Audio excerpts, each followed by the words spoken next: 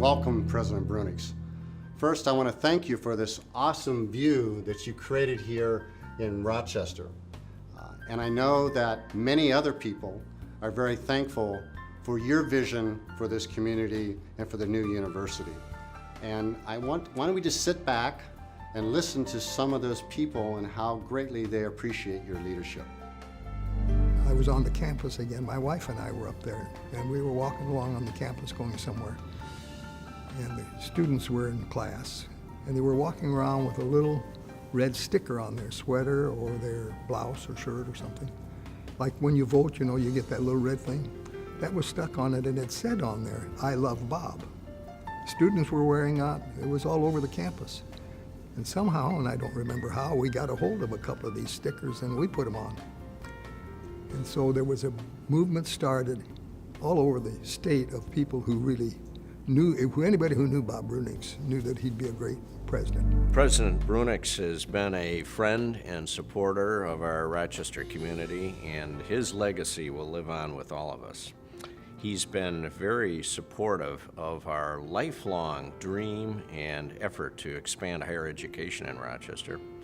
And he's also been very instrumental in strengthening the partnership between the university and Mayo, which spans over a century of collaboration in research and education. They were kind of going soft on us about how, you know, it isn't possible really to have a University of Minnesota Rochester and et cetera, et cetera. And then our group started talking to them and got the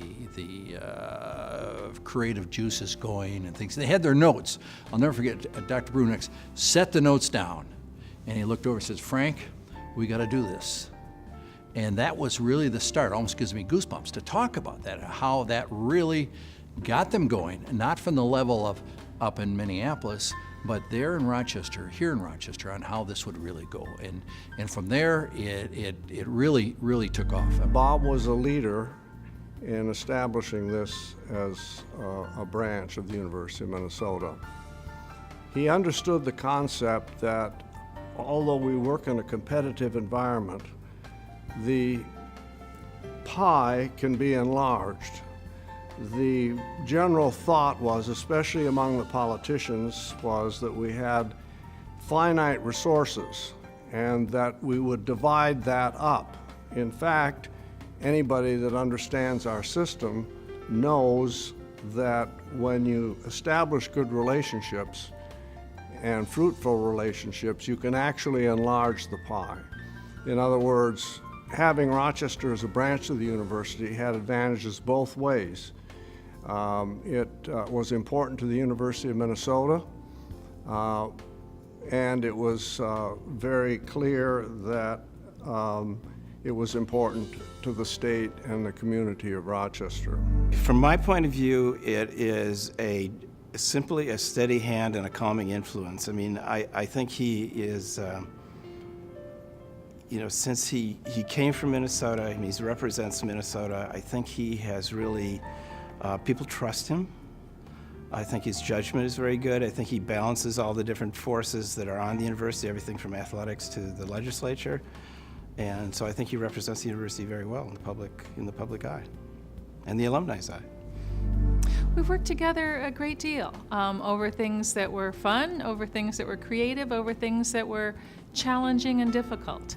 And I will have to say that consistently, I've learned from this president what leadership can be, what leadership should be. The ability to analyze an issue, to come up with ways of addressing an issue, to get a broad base of support for that issue. It's no surprise really when you know President Bruininks and have worked with him that when something comes forward to the Board of Regents, there's a good chance it's going to be approved. Not because the regents aren't a discerning body, but because it's been vetted, it's been researched. There's confidence in that proposal, there's confidence in the person who brought it forward. Everyone knows about your commitment to education and innovation that brought us the University of Minnesota in Rochester. Not as many know about your engaging leadership in the 70s on behalf of developmentally disabled individuals and your role in landmark federal legislation affecting education, training, employment, and accessibility for people with disabilities. At Rochester, we're trying for 40 years to become a real university, not just a center, a real university. And the favorite expression at the time was, well, the planets, the stars, the moons are all in alignment to make this happen, and it did. Well, one of those very important elements was Bob Bruininks, because without his leadership, his direction, and his insights, not only into the university and the community, but into the legislature, without all those experiences and background that he brought to the table, we wouldn't exist. We also had a time when we drove up to meet with him in his office. And I said to him, I'll always remember this, I said, Bob, all we want you to do is say that we're a branch in Rochester, not just a center. And he said, Marilyn, it's not that easy. And he was absolutely right. It wasn't that easy. You can't just say we want it. This university branch is a trendsetter in the country in what we're doing in new programming, in new ways of educating our students for professional lives. So it's pretty exciting stuff. And we needed our friend Bob the whole time, and he was there to help us. But I do want to make sure that I put the plug in for the University of Minnesota Marching Band, and he has been supportive of that. Now, we've had them over 20 years that they have come every other year. This is another year they'll be here. I kidded at one time, I said, it's really our band here to him, and they just happen to be located up in the Twin Cities. And he made the comment to me then that, Ardell, I'm glad you think it's your band because they're pretty expensive to start. I think of President Bruininks in terms of he loves to quote his favorite writers, and I can think of any time I've ever been in a meeting with him referring to a particular book that we should read that, is always cutting edge. Well, Bob's a very up person. He can talk to anybody about anything at any time. He's got a quote for everything. He's just a joy to be around. The senior regent sits on the left of the president at board meetings, and the board chair sits on the right, looking from behind. And I sat to his left from a couple of years, and during meetings, I would note his various notes on things that he wanted to say and so forth, and I'd kid him about those a little bit right during the middle of the meetings, and it didn't seem to throw him off balance at all. As a matter of fact, we had a lot of good laughs. He's a great horseback rider. I think he shows at the state fair, and I want him to know that. We want to see him there riding more, and we'll be there to cheer him on.